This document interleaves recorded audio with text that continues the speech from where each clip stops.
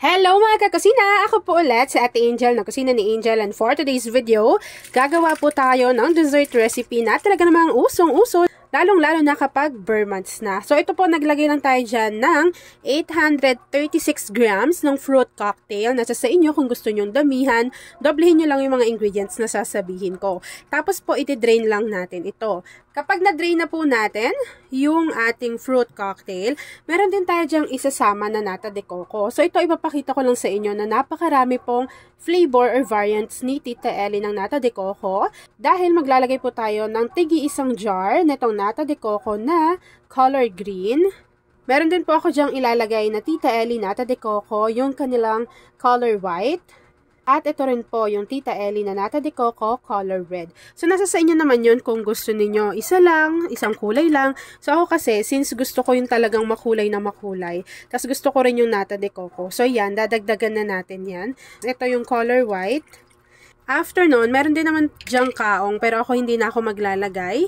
Dahil tamang-tama na yan, diba? Paskong-pasko yung kulay. Merong pula, green at puti. After po natin mailagay lahat ng Tita Ellie, nata de coco, i-drain lang po natin yung kanyang pinaka-syrup, set aside natin to, then gawin na po natin or i-ready na natin yung ating mixing bowl. Isalin lang natin to dito lahat or i-transfer po natin yan. Tingnan nyo naman, napakaganda ng kulay. Kapag maraming kulay talaga yung inilagay nyo dyan, nakaka-alo siyang kainin. Again, yung paglalagay po ng nata de coco na iba't ibang kulay ay optional. Nasa sa inyo na kung isang kulay lang yung ilalagay ninyo. And kung gusto nyo namang maglagay pa dyan ng kaong, wala pong problema, pwede po kayong maglagay dito sa ating mixing bowl. After nyan, maglalagay lang din tayo dito ng 1 can or 380 grams itong Marie Condensada. Dapat po yung ating condensed milk ay chilled overnight para po after nyo itong mailagay, konting palamig na lang sa inyong ref, pwede nyo na siyang kainin.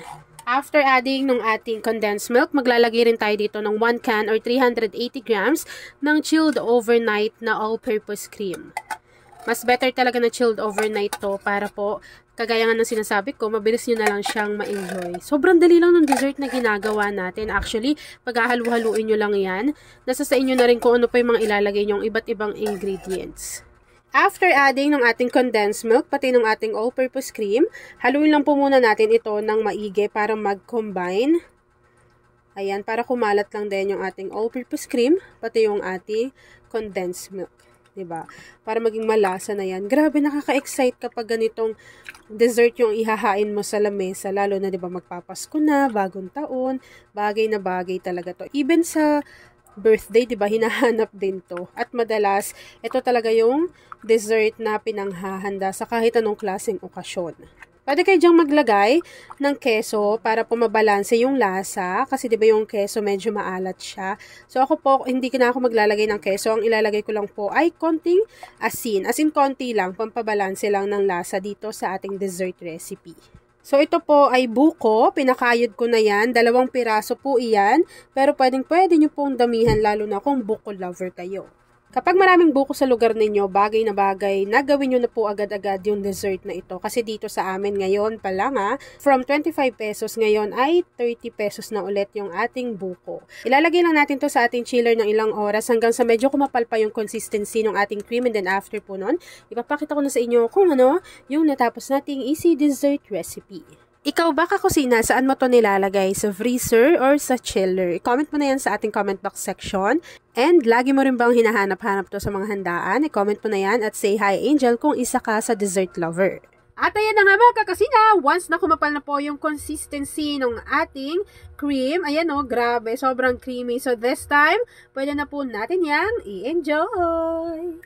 At ayan na nga mga kakusina, tapos na naman po ang ating easy and super creamy dessert recipe na buko salad. Kung nagustuhan mo yung ating video, please like and share this video. At kung hindi ka pa nakakapag-subscribe sa ating YouTube channel na Kusina ni Angel, please click subscribe button, click mo na yung notification bell, click all para lagi kang updated sa bawat ina-upload kong mga videos. Yun lang mga kakusina, thanks for watching and enjoy this video. Paano kayo magluto ng pasta ninyo? So, ito specific pasta lang siya. Ako, ganito yung process ko. Meron ako dyang water, pinapakuluan ko yan.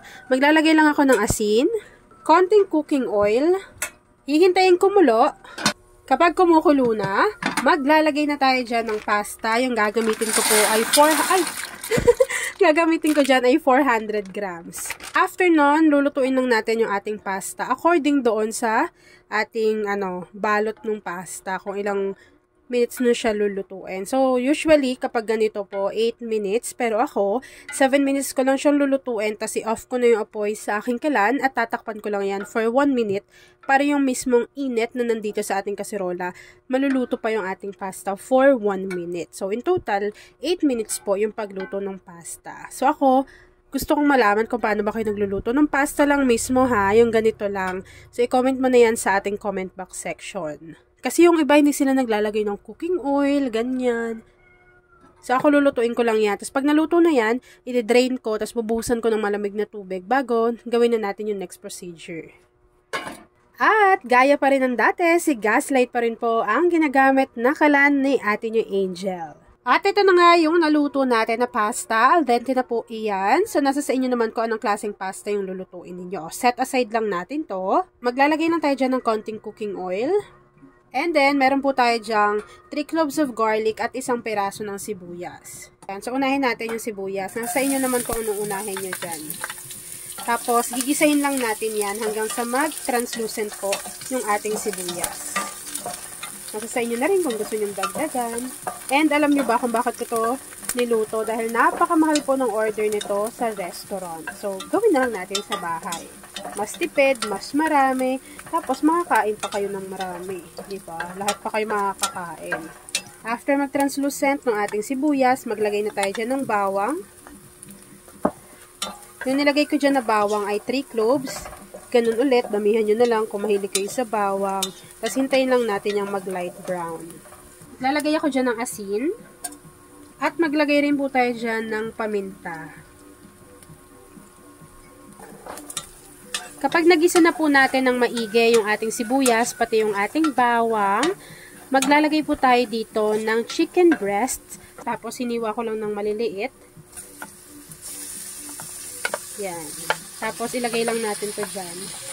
And, lutuin lang natin to. Hanggang sa makita ninyo, yung parang nag-iiba na yung kulay ng ating chicken breast.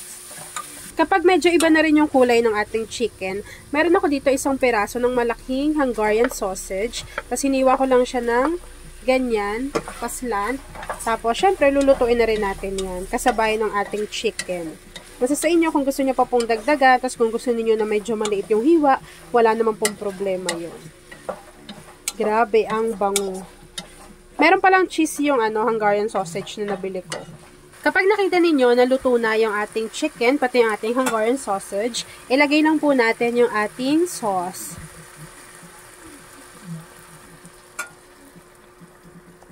So, ito po ay spaghetti sauce. Pwede kayong gumamit ng tomato sauce, tapos lagyan nyo lang yon ng evaporated milk or all-purpose cream.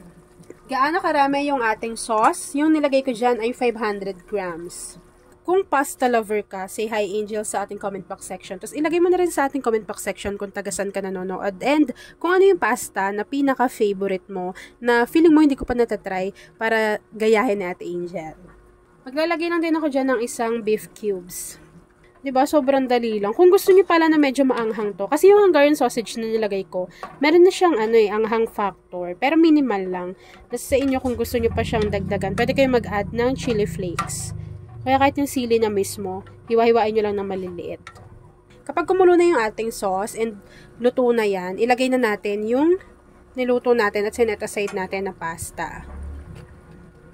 Bago, hahaluin lang natin yan. Kung gusto nyo maglagay pa ng another pampalasa, kagaya ng mga dried basil, ganyan, kung ano pa yung mga paprika, diba? Nung napunta kasi kami sa mall, tas merong restaurant. Ang mahal nung ganito nila mga order. Tapos sabi ko, ay, try ko na lang sa bahay. Tapos tignan nyo, 400 grams lang yan ha. Yung pasta na yan, wala pang 50 pesos yung bili ko dyan. Tapos yung chicken breast, syempre, nasa sa inyo naman kung magkano yung kilo niyan. Pero ako, isang lang naman yun, isang breast. Tapos yung Hungarian sausage, isang piraso lang. Tapos for sure naman, meron na rin kayong mga pampalasa dyan. Tapos marami nang makakain yan.